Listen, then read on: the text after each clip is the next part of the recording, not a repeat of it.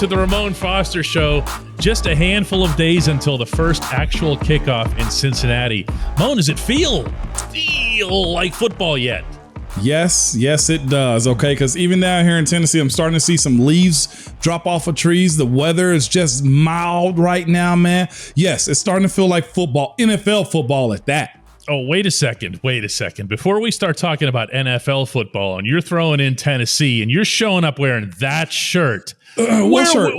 Where will you be spending your weekend, Mon? In a stadium called Acrisure, okay? That doesn't mean anything to anybody here. Where is that? That's in Pittsburgh, Pennsylvania. My Tennessee Vols are playing against those Pitt Panthers. And let me tell you this. I've received so much slander from Pitt fans. It was like, we loved you as a Steeler, but you suck as a Vol. I'm like, wait a minute. Hey, it's getting heated around here. It's officially football season now. The trash talking is back. So you're going to be part of the big orange wave that takes over half or 2/3 of the stadium, or according to ESPN, 90% of the stadium, right? Pretty much. That's what I'm telling you, man. I'm going to write a check that they'll cash this weekend. We will paint that stadium orange, okay? It'll be back yellow or gold on Sunday. I hear you. Let's talk about the NFL game that comes the day after out in Cincy. And the biggest, most important matchup, I don't think anybody would argue this, will be Joe Burrow against the Steelers. I was going to say secondary, but there's more to it than that, isn't there? It is. This team is stacked. These are the teams in which I thought they had with all the guys they had in the past, man, just simply because they've always had a team, but they have a team now and they have stability. At least it seems that way. They have a head coach that seems to have them all on the same page. They got a quarterback he's delivered within the first couple years within this league, aside from the ACL being torn. They went out and got some high-end offensive linemen. They drafted a guy in the 4th round who is 6'7", 315, playing guard, man. They got some names, okay? And they got some high-quality picks. They got real eggs, too. They're getting real eggs now. Real eggs. No more of these fake eggs. No. If you don't know what that means, ask someone in comments, because they'll be rewarded for having watched the Ramon Show on a regular basis. But yes, the Bengals are now eating real eggs. Yeah. But I think that was a turnaround. It was a turnaround because they don't have Andy Dalton anymore. They can go out and get real eggs, okay? And they're getting an indoor facility too now. But where they can eat real eggs. Well, they can eat real eggs and park their cars at, man. But again, you mentioned the secondary being a part of this, but that's not necessarily the case. Joe Mixon is a pretty solid back, okay? You also have at tight end Hayden Hurst. Okay. And not just that, they got backups, man. Samaje Perine is a guy that can come in and give a spell across the offensive line, though, man. You say to yourself, they got a 1st round left tackle. They got a rookie at left guard. Okay. And Ted Karras is a guy that's played a lot in this league. Alex Kappa, they spent money on him. Leal Collins, they said they weren't letting him leave Cincinnati without a contract this past offseason. The Cowboys didn't want him. And guess what the Cowboys have now? They have tackle issues. Okay. I bet they wish they'd have saved him or paid him now. With that being said, man, it's going to have to be a team effort, and not just one unit playing well. Every unit has to play well. With T. Higgins, okay, with Tyler Boyd and Jamar Chase being a part of this, the secondary has their hands full. Let's just call it as it is. Hayden Hurst across the middle also being able to block too. That's an issue too for the linebackers. And not just that, man. You got a guy like Joe Mixon, who I've heard numerous times Coach Tomlin just, praise this guy. As you went mute right there, DK, and I got you. I got you. I gotta tell you that in the Steelers room right now, Mon, the 2 words that are being spoken most often by the members of the defense are not Joe Burrow. They're Joe Mixon. It is. Because if you decide you want to go full bore after Burrow, you say, here goes TJ, here goes Alex. We're even going to send Devin and Miles Bush, and we're going to have safety blitzes, and we're going to go get him because we know that Cincinnati's offensive line is still. Yeah. Okay. Mixon's just going to run all over you. Yeah, he will. And Tyson Alualu was telling me the other day, he said, if everything is about stopping him. Everything is about stopping him. It is. If you shut him down, you can at least eliminate one dimension. But the stopping of Mixon has to happen at that point. It can't be like last year where you need to have all kinds of other people and Minka up at the line and everything else. No. You got to stop Mixon before you can stop Burrow. Yes, you do, man. And because of that, I'll say this. The one shining spot that I'm looking at, man, is this rookie left guard, man, Cordell Volson, simply because he's a rookie and Cam usually plays over the left guard. Now, the question is, if there's pressure right there, then what's happening on the other side? Like you said, you can't send the house, because if you send the house, you put a strain on the secondary, man. And that can't be the case this week on the road. You know they're coming out with a bunch of swagger this weekend. I know that means nothing. But if you can't stop Joe before he gets to the second level, and let's be honest too, with the way, people question the way Devin Bush tackles, the way he won't put his face in the fan sometimes. Like, if that's the case and he's not able to get him down, then that could be a long day at the office, man, for everybody involved on that defense. Because if the run game is going, then guess what happens at the passing game? Passing game is wide open, DK. Jamar Chase, T. Higgins, Tyler Boyd. You mentioned Hayden Hurst. Mike Tomlin mentioned him yesterday in his press conference by name. A guy I actually know pretty well, believe it or not, Moan. He was in the Pirates farm system. As a baseball guy. Great backstory, great family. I got to know him really well. Actually just communicated with him a handful of months ago. I'm really happy for him and the opportunity that he has, but I don't think that Mike Tomlin and Terrell Austin and Brian Flores are going to be happy with the impact that he can have in that game. But it's all Mixon. You got to stop. I am telling you right now, anybody who's getting all caught up in Burrow and everything, recalibrate. Well, and see, this is the other part of playing in the North too. A lot of people want to abuse you on the ground. If Cincinnati can come out and establish, look, we do have a new outfit at offensive line, but guess what we just did to the Steelers defense? You don't want that floating around, man. And it'll be personal, because we've always called them a little bro. If they can't embarrass us, they will. We're going to talk about that Cincinnati swag when we come back.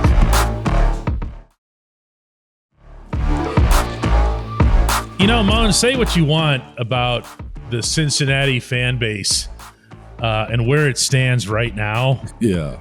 But I'm sorry. We were there. Yeah. Okay. We were there when they couldn't even put 15,000 people in the seats. And you can say, the team stunk. What do you expect and everything else here? But there's a bar for this sort of thing elsewhere in the same state, meaning that the Browns fans filled their place up 70,000 strong when they were 0-16. And you still couldn't get tickets if you were a Steelers fan to get in there. There was never an appreciable amount of Pittsburgh black and gold in there. With Cincinnati, it was just a total takeover. Well, so what does this swagger look like? These guys are going to be coming out of there as AFC champions out of the tunnel. Is it going to feel different? It's going to look different. And again, this swagger comes from, let's start with this one guy. It's Joe Burrow. I know we gave a lot of it is. We gave a lot of love to Joe Mixon, but the other Joe is who they come for. The other Joe is who they've been searching for. The other Joe is who they thought Carson was. The other Joe was what they thought, the Red Rifle was. There was a lot of that. They had a bunch of hope. They surrounded them with guys. They had a bunch of tough guys. They let the leaders of the team lead the team however they wanted to down a tunnel, and they end up losing in playoffs games. That's besides the fact now, okay? They have a dude that a lot of people were clamoring over to get to, and that's Joe Burrow. He's won big in college, and he's proven to win now. Only question I have towards them is, can they handle the pressure of a first-place schedule? And you know what I mean by that too, DK. It means you got to play everybody's number one coming out of the AFC.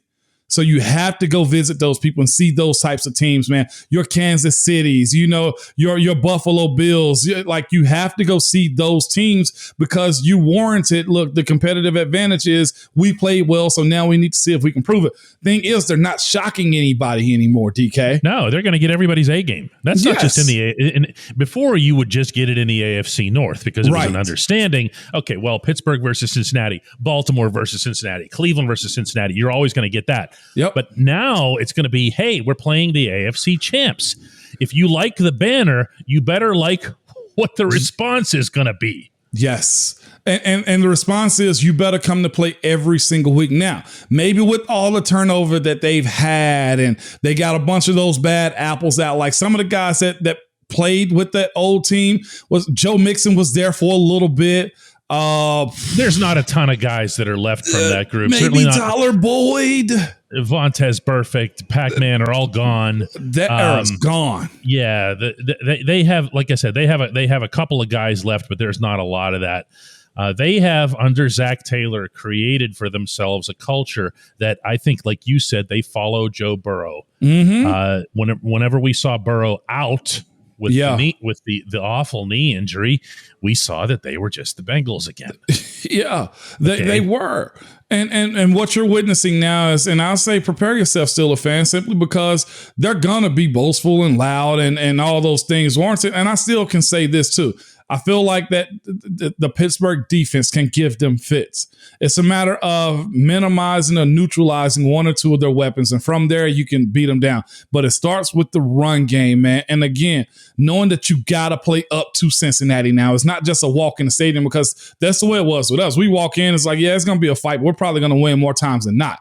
Now it's a look, you better be on your job, because if you're not, they're going to try to embarrass you. And I know this for a fact. They want that Super Bowl. It's just like any other team. And now they actually have those components, and led by a coach that seems like he's going to be able to carry them at least at a level of consistency with Zach Taylor, who they were almost out on too, DK. Like, it wasn't just peaches and cream for him either. Like, he had to prove it. And now I guarantee you he's at a spot to where he's like, if you're with me, then I'm with you. Like, he has a bond with those guys now. It's funny. You mentioned the Super Bowl.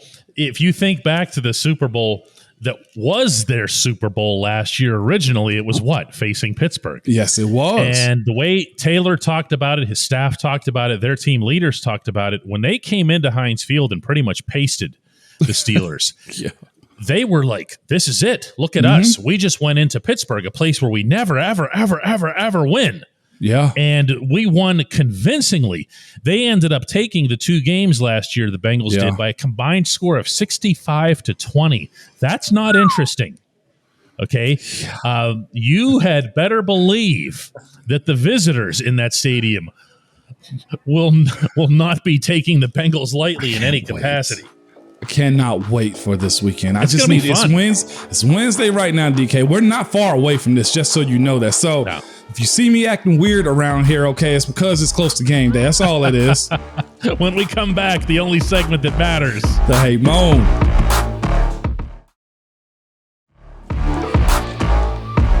Welcome back to the Ramon Foster Show. This segment, the only segment that matters, is brought to you by the Get Go Cafe and Market, where it's all about quality. 3 expert chefs fine-tune every detail so that every sub and burger, salad, wrap, drink, appetizer gets made with fresh ingredients and always tastes amazing. Order your favorites at the Get Go Cafe and Market today. Better believe it. Mon, are we ready? Let's rock, DK. I can't wait to hear this one. Our Hey Mon segment comes from Joe, and he says, "Hey Mon, I love the podcast, Mon, but come on with your AFC North picks. You're picking the Steelers way too high. They are a 3rd place, 9-8 team at best. They ain't going far with that OL. Put down the pompoms," orders Joe. Shout out to you, Joe. I appreciate the reality check, man. Here we go. First of all, review your picks here for anybody who might have missed it. I had Cincy, I got Pittsburgh, I got Baltimore, I got Cleveland. That's how we settled. Pom-poms. That's where we're at. Yes, pom-poms. I can understand that. 2 and 3. So it's a matter of picking between Baltimore and Pittsburgh is what Joe is saying at this point, because Cleveland is going to be Cleveland again, I feel like. So screw them. So let's go to where it matters. Baltimore and Cleveland.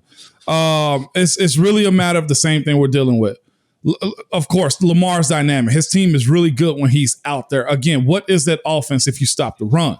You know, you find somebody that can play the tight end really well, and he has a really good one in Mark Andrews. They have a defense. They always have a defense. DK, it's never a factor when it comes down to the defense. To me, is their offense is where I kind of question it a little bit. Ronnie Stanley is back this year, but again, they always have questions, and especially when it comes down to the right guard's position too. So for me, if you can box them in which we've done that in years past, do you put yourself in a position to either split games or win those games? It's always tough playing in Baltimore, okay?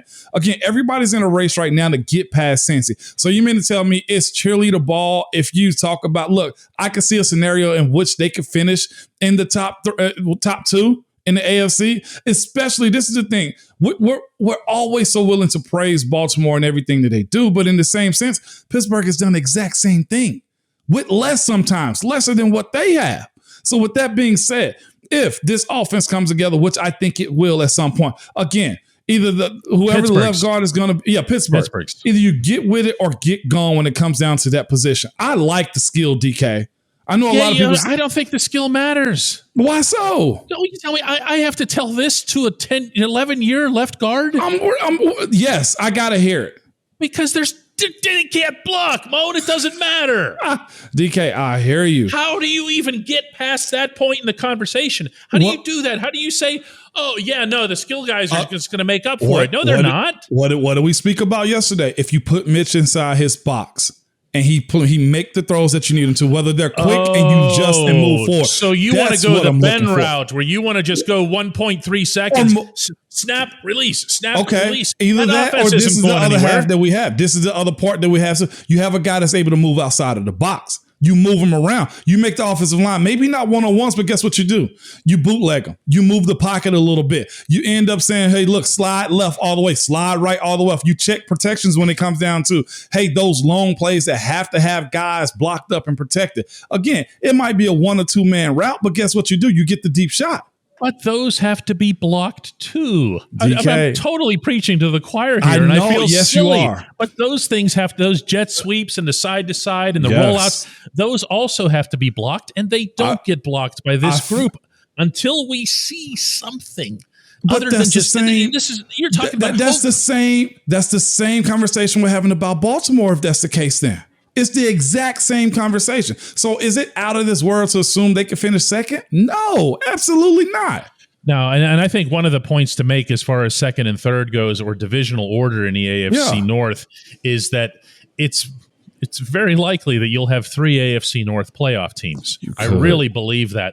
I'm not going to sit here and bet money on it or whatever, but I think what matters more is, actually, the only thing that matters is getting into the playoffs. If you presume that Cincinnati is going to take the division, and again, they're still it's still the name. Got to play out. They still got to do something. They still got to repeat. But Joe, I'm sticking by it. Hold that. Yeah, I'm sticking by it. I feel confident in that. I'm okay with that. Yeah. Let's do another one of these tomorrow, Moan. Huh? What do you say? Yeah, let's do that. Absolutely. I'm here if you are. Yeah, I am. Hey, go Vols too. Jeez.